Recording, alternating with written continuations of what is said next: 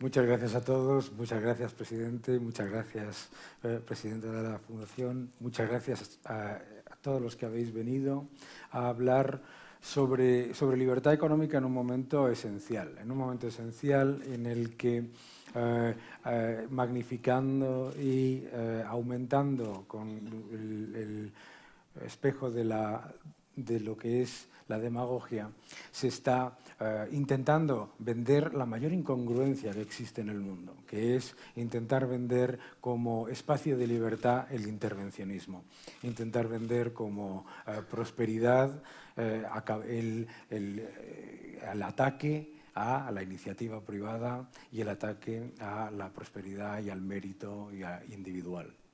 Estamos en una época en la que informes como este que presenta la Heritage Foundation son esenciales. Y son esenciales porque cuando nos encontramos con épocas en las que a lo mejor es más complicado entender los movimientos de la economía, es más difícil entender cuáles son las grandes tendencias que nos llevan hacia el futuro. El ser humano quiere progreso, pero le tiene miedo al cambio. Y a veces el cambio se utiliza como subterfugio para defender la regresión, la vuelta al pasado. Glorificar un pasado que ninguno de los que habéis vivido ese pasado considera como fantástico y desde luego magnificar como grandes oportunidades lo que nunca ha funcionado. Las soluciones mágicas que pueblan los populismos que mencionaba el presidente Aznar y que parecen muy sencillas soluciones que parece que se le ha ocurrido a una persona para problemas muy complejos. El intervencionismo como propuesta de libertad, por supuesto, nunca genera libertad, solamente genera represión. El acabar o el atacar la iniciativa privada y la iniciativa meritocrática para un supuesto igualitarismo que lo único que se convierte es en demagogia y, por supuesto, como estamos viendo en tantos países, en mayores dificultades para todos. Pero sobre todo, merece la pena este informe del que vamos a hablar, y me vais a permitir que traslade el debate al inglés, porque la amenaza es muy grande y esa amenaza debe combatirse cada día. Decía Ronald Reagan, y ya paso al inglés, Ronald Reagan used to say that freedom is nothing that we can take for granted, that we need to fight for every day, because the enemies of freedom, they are always on the prowl. I believe that this report that has been published now is essential, because what it does is to highlight the inefficiencies of some of the countries that are being used by others to as optimal solutions. But I think that it's also very important because of not just because of the ranking, but because of the details of that ranking and how those metrics are used to put together the place of each of the countries in economic freedom. If you were to summarize the findings of this 2017 report, what would be, in your view, the main things, the main items that you would say the casual reader would find more intriguing, more interesting? Bueno, primero, muchas gracias, Daniel. y muchas gracias a la Fundación Rafael del Pino y también a FAES por esta invitación para Heritage presentar el Índice de Libertad Económica otra vez en Madrid. Estoy encantado de estar de nuevo aquí en la hermosa ciudad de Madrid. Ya que no hablo español con fluidez día por día, entonces voy a continuar en inglés. So I would say that the message of this edition is that economic freedom has recovered in the world to a little bit higher level than it was before the financial crisis of 2008, but that now it needs to resume a positive trajectory, I would say, and that the interventionism of many governments, including and maybe especially by the United States during the Obama years, was a real setback to economic freedom. Too much government spending, and especially too much debt. And because of so much government spending, too many opportunities for cronyism and corruption that were created whenever government gets involved in the marketplace. And so that would be my takeaway, just in general. This is a very interesting thing that you're saying, because when you come to the European Union in particular, when you read the media, the Obama administration is actually perceived as one that has accomplished tremendous things for the country, and it's very rare to read in the economic press, let alone in the mainstream media in the European Union, that that increased by almost $10 trillion, that at the same time there was a $1.5 trillion increase in taxes, and that it actually was the biggest transfer of wealth seen from the middle class and the saving communities to government. What would you, let's say, what would you consider to be the lesson of that period? Particularly because you've seen also the reaction in the past elections and what citizens are actually demanding, because it's also something that, when it's used as a solution, should be also a lesson for the European Union that finds itself in front of tremendous reforms ahead.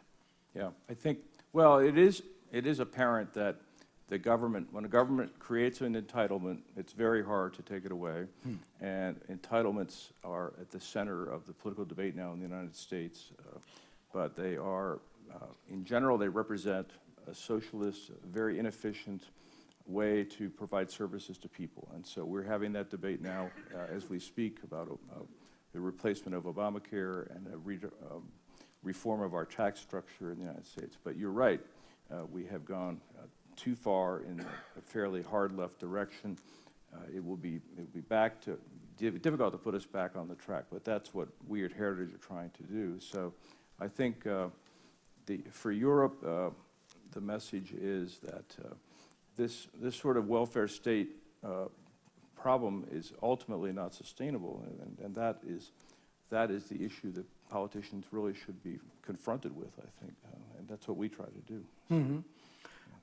One thing that is also relevant about the report is that when you look at the findings of the report, most of the countries that when we have debates with other economists, social democrat economists, communist economists, we have communist economists, which is an oxymoron, but one of the things that's most amazing is that the countries that have the highest level of economic freedom are actually the ones that have the best ratios in terms of both productivity, in terms of salaries for the middle class, in terms of prosperity in general. While those countries in which we have seen a constant erosion of the metrics of economic freedom, not only are coming down in the list of your report, but they're also coming down in the metrics that these commentators are actually looking for the type of society that they desire. So I wonder, out of the different items that put together the ranking of a country in economic freedom, what would you say that separates, in a clearest form, the difference between those countries in the OECD that actually fare better in all those metrics of social welfare, real welfare, well-being, relative to the ones that have been deteriorating? Good questions. I think it seems to me communist economists would be the sacerdotes of communism. Right? But maybe this is a good point to kind of review some of the nuts and bolts and mechanics of the index. The four pillar areas: rule of law, size of government, efficiency of government, and openness of a country to the outside world, to the globalized economy for trade and investment. And so this is what we look at. We look at property rights, the efficiency of the judicial system, the anti-corruption efforts of a government to deliver clean government. We look at the tax burden as a percent of GDP, of the public spending at all levels of government as a percent of GDP, and the level of debt as a percent of GDP. And then we look at the ability of private business to operate in the country. We look at the labor laws and the stability of the currency, and also the intervention of the government in the form of price controls. And finally, the openness of the government to trade and investment, the openness to international banks. So, and we use international sources, World Bank, International Monetary Fund, World Economic Forum, World Trade Organization, the Transparency International Corruption Perceptions Index. And so those are the factors. And so how this shows the, as you were saying, the supremacy of countries with higher economic freedom in so many areas. And not only once they get higher economic freedom, they tend to keep it. They have a momentum, as economists know. And that's so important, because otherwise, if you lose the opportunity of growth, it's gone forever. So changing policies to promote economic freedom is going to help not just now, but for years to come, where you have higher levels of prosperity with more economic freedom, according to these correlations. You have people being lifted out of poverty permanently, really, as long as they're willing to work. And social indicators, social goods, health, education, environmental quality, clean air, water, streets. And so those are all also positively correlated, social progress with economic freedom, which is exactly your point. Here are the leaders around the world, and here are the top 10, and the bottom 10, it's pretty obvious, two very different groups of countries, which we can talk about later, but just to get through some of these. And the world map, which is on the handout by FAES, the heat map, and in Europe, where is the most economic freedom in green versus the least in red. So we can, if you want to, that's kind of a good place to stop, I think. I would like to go back to the slide in which you show the countries with the highest level of economic freedom and the ones with the least economic freedom. It is one thing that is actually taken out of the debate many times is, as you very well mentioned, is monetary freedom.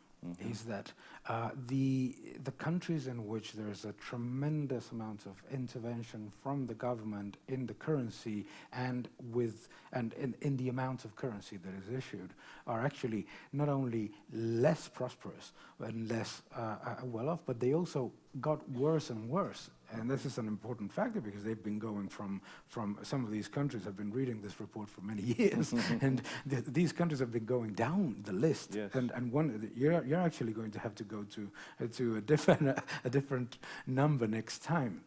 But this is very important, because there is a whole new, actually not new, but there is a whole new magic solution agenda, particularly in Europe with Mélenchon, Le Pen, Podemos, Syriza, about, and if we issue all the currency that we want, if we just get rid of this straitjacket that the euro is, everything will be all right. Because we will just didn't they try that in the Weimar Republic? Yeah, exactly. But didn't have a good outcome. That's why it's so funny. It's called modern monetary theory. It has nothing modern to it, because it's been done over and over again since Nero decided to have the brilliant idea of putting a little bit of steel in the silver coins.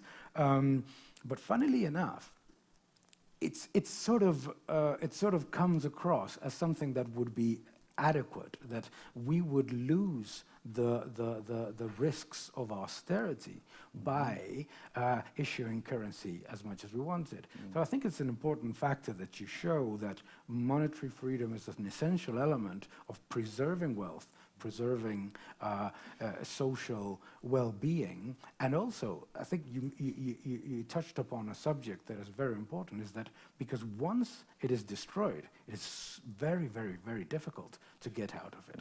It takes many, many years, as we are seeing right now with Argentina, to get out of a massive monetary hole. Yeah, that's right. And inflation is the cruelest tax. It's a really theft and of people's hard-earned wealth that And that is one of the core, principles of the Heritage Foundation and of economic freedom, is that this is people's own property, and they decide how much they give the state. The state doesn't decide how much they get to keep. I think that's really a kind of a core difference we have. In the report as well, you were mentioning a heat map, Right. and I'm interested about that heat map within the European Union, because in this misguided strive for equality at all costs, one thing that we find, particularly in the European Union, is that there is a debate that why are we not all living exactly like the Germans or living exactly like the French. I think that there's an important factor about what governments have been able to can do, even within a system in which monetary policy and part of the fiscal policy is subcontracted to a larger entity. So I wonder, what would you think would be the main point to highlight for the European Union, particularly with the challenges that we face ahead? Well, I would start with the case study of the United States under Obama, and that would be that probably one of the greatest contributors to the election of Donald Trump was the unhappiness and the feeling of being left out by especially people in the middle of the country, when under huge spending by Obama that ran up huge government debt and led to economic stagnation, with companies worried about investing because they didn't know what new regulation would come along, there was in fact created more inequality. Exactly. And the people on the inside, on the coasts in the Silicon Valley and New York and places did very well, but people in the middle felt left behind. And so they reacted by, really saying, we want to have a new try at this. We don't think this worked. No, so I think to the extent that that could be applied in Europe, and there are probably a lot of parallels there. But I think having a central bank that is independent and maintains the value of the currency and doesn't deflate it, inflate it, that is very important, and that's very hard to do. Many people have tried, the gold standard and over the centuries, but it requires political will and discipline. And so if you have a case where a country is using a currency that it doesn't fully control the value of, that's actually a blessing. As we found in Ecuador, it's a dollarized economy. So Rafael Correa, who was a buddy of the late Hugo Chavez, but he had limits imposed on him by that fact.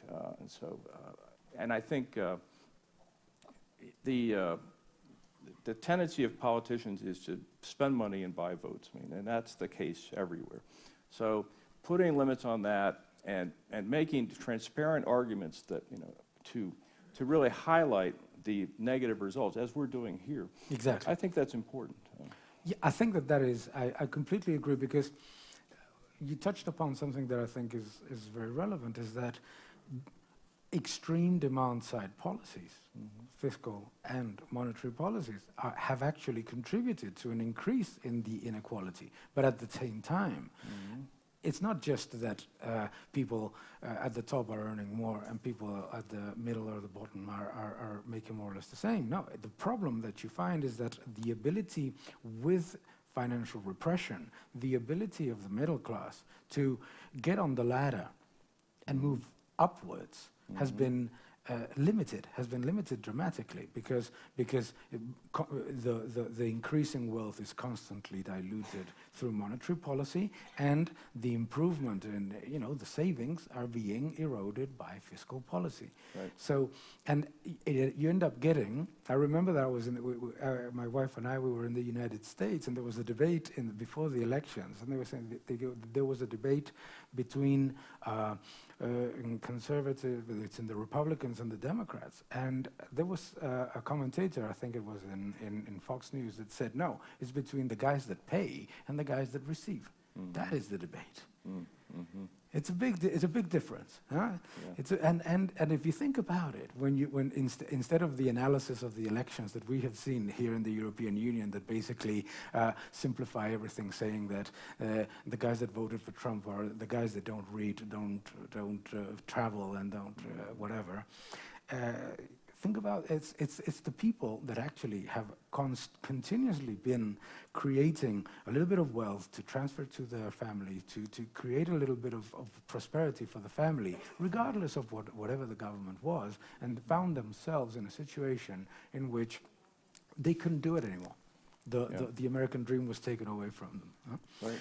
I think that what is also very important about this report is that what it highlights is that if what you want actually is New Zealand, I mean seriously, is a country in which there is very little inequality, and at the same time there is respect for wealth and respect for savings, you get much better results in terms of education, in terms of the level of social spending as well. Because we talk a lot in the European Union, and I hate this, by the way, we talk a lot about spending relative to the rest of the European Union, so it becomes a trick. The French spend a lot more, so they increase the average, and everybody says that they are below the average, so they increase the average more. It's fantastic, no? And then the French increase it even further, maybe not now, let's see what happens, but they increase it even further, and we come with in an economy in which the fixed costs are so gigantic that you're just literally always putting another stone that doesn't allow you to recover when there's an economic cycle. Right.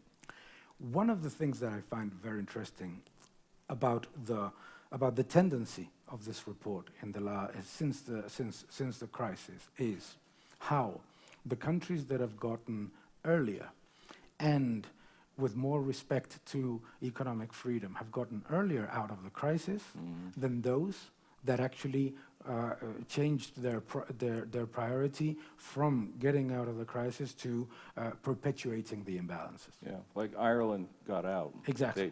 They did the tough decisions, and the U.S. didn't enough, really. They didn't deal with the toxic assets. There were too many bailouts, which also contributed to a lot of unhappiness by people in the middle of the country. So, you take the case of New Zealand, that famous case where they had 20 years ago, traditional kind of left-of-center views of the agriculture sector, very similar to the really awful, farm subsidy bills we have in Europe and the United States.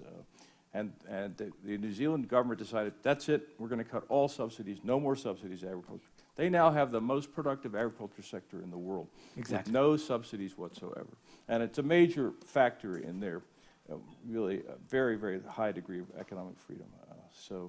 I think that that's a very important factor, because when people criticize economic freedom as a metric, they tend to say, well, this means more cronyism, more crony capitalism, which is actually the opposite. It's the opposite. It is the opposite. And I think that that's an important fact, because crony capitalism doesn't happen without government intervention. It's impossible to get crony capitalism unless you have the so-called strategic sectors that a government decides to protect at any cost. Yeah, I mean, there's a reason why 5 of the 10 wealthiest counties in the United States are around the Washington, D.C. area.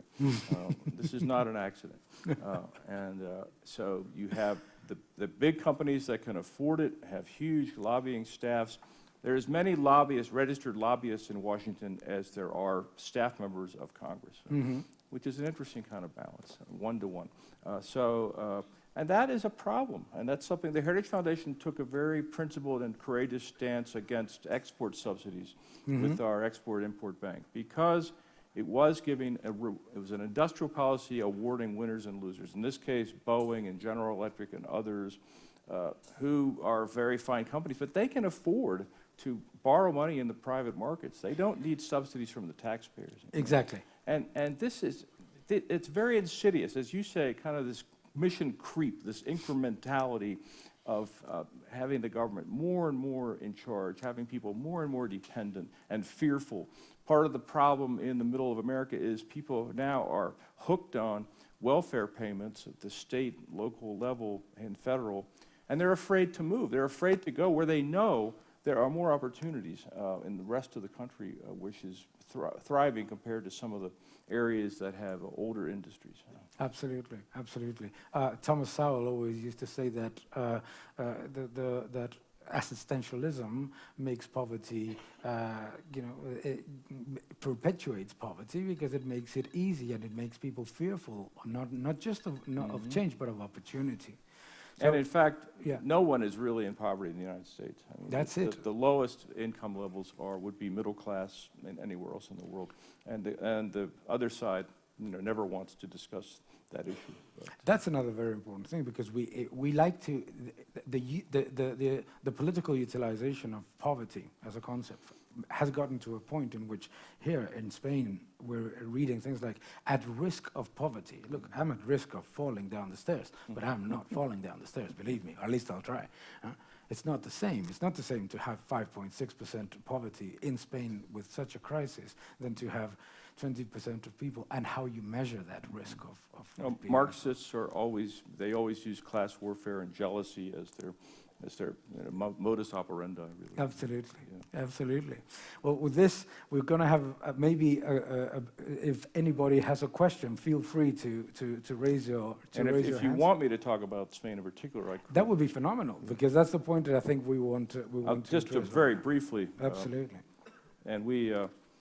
With my colleague, Diego Sanchez de la Cruz, we published a little paper last week, and he's with the Smart Regulation Forum, called Spain Moving from Recovery to Greater Economic Freedom. And so, which is really a more detailed look at our 2017 index report about Spain, where we have, something happened here. We have the total score of 63.8, which is above the minimum score you need to be moderately free in the world, which is 60. So, but there's work to do. The tendency that has been down. This is much lower, and this is before the President Aznar's era, but in that era, the scores were much higher. And so they have declined. Most recently, the problem has been the judicial system, as we talk about in this paper, with very slow justice. The justice system is good and it's transparent and it's honest, but it's slow. Yeah. And so that has, downgraded the score on the effectiveness of the judicial system. And the other big problem, as you've been talking about, is the spending and the deficit spending and the debt, which we have also the same problem in the United States after 8 years of Obama. So very low scores worldwide on that. You could see 164, 150, 164. And the debt, that fiscal health score indicates 100% of GDP in debt for Spain. Mm-hmm. And the U.S. is very, very high also. Yeah. Those are some of the findings. Then I guess there's another slide, maybe we don't have here, but shows on the efficiency of regulation. And something we talk about in this paper is the problem with the 17 autonomous communities all issuing, a total, I think, of 1 million pages a year of new regulations that are burdens on business, have really a threat to the functioning of the single market of Spain. So that's something that we've noted in the paper. Mm-hmm. Just the problem with regulation. And President Trump has said that if his government issues a new regulation, it can only do it if it cancels 2 regulations from the Obama era. So yeah. That's our approach in the United States on that. But in the other area, Spain does get very good results on openness of its markets for trade and investment and its banking sector. But that is just some things that we've highlighted. The labor market, which the Partido Popular has made a lot of progress on flexibilizing the labor market, but there are still some issues, like the one with this, the royal decree being stopped about the ports that mm-hmm. the European Court of Justice talked about, which we note in our paper. So mm-hmm. That's just a kind of a summary of, and here we are with the southern tier of the European Union and the scores over the period of the last 10 years. Mm-hmm. And so, I don't know if that's, oh, there's the other one there. So the regulation that I've been discussing. We used the World Bank Doing Business survey for our Libertad Económica score. So I guess that's probably it. But, mm-hmm. So the finding basically is that there's improvement to continue to be done, but what I would also like to highlight from the report is the cost of not doing it for so many economies. You're mentioning in the United States that the regulation increases in the past 8 years had a cost of $45 billion a year. $45 billion is a lot of money. Yeah. It's the entire budget increase in military spending that Mulvaney wants to increase. Right. So there's actual economic risk from not undertaking the reforms that will improve the situation. And I think that's because I think it's an important message for a country that is growing steadily, is growing above expectations, creating employment, etc. But we need to think of what that we need to do, and we can do more. No? In fact, and that's a very good point, and it reminds me that Secretary Shultz, George Shultz, who was a famous and now very old professor at Stanford, but was Secretary of State and Treasury and Labor a long time ago, he recently said last week, the problem, and one of the things that propelled the populist wave that propelled Trump into office was anger or upset about globalization, trade, loss of jobs, and the trade deficit. And so that's the risk we were going to talk about. One of the things today is about the risk of protectionism. And one of the factors there is the trade deficit in the United States is being driven by the budget deficit. Exactly. Because here you have countries like China buying trillions of dollars of our debt in the form of T-bills. And so where those dollars have to go somewhere, they have to go home someday. And so if you want to end the trade deficit, and trade deficits are not, as libertarian, liberal economists, we know that trade deficits are not bad. And in fact, they make for a higher standard of living. They create jobs, imports, lower cost inputs in the 21st century supply chain. They're not the enemy. But the enemy is the deficit, is too much spending by government. And really, that's where we want to bring the conversation back to, not only in the United States, but around the world. Because when you have this discussion about deficits, particularly in the European Union, it's used as a tool to grow. Deficits are not a tool to grow. Deficits are more taxes in the future. That's right. What is like any family will understand is that what you don't spend today, you will have to get the revenue somewhere, and it's going to come either from taxes, and obviously inflation is taxation without legislation, as Milton Friedman used to say. So there's two ways of doing it, no? But it's the same level of impact. I think that to wrap it up a little bit, what I would like to highlight is how important it is to measure economic freedom, not from where we are, if we're happy with where we are, but where we need to be. One thing that worries me about the European Union, about some countries in the world, is that instead of looking at the leaders to improve, you're basically comparing yourself with the countries that have done worse. And I'm thinking France compares itself now with the periphery of Europe instead of comparing itself with Germany, the US, the UK, or Japan. I think it's an important factor because what we want to achieve is higher prosperity, better salaries, more economic growth, and a stronger achievement of improvements within an economic cycle. We need to pay a lot of attention to this. So I really, really thank you for this fantastic report. I don't know if there's any question in the audience. Is there any question?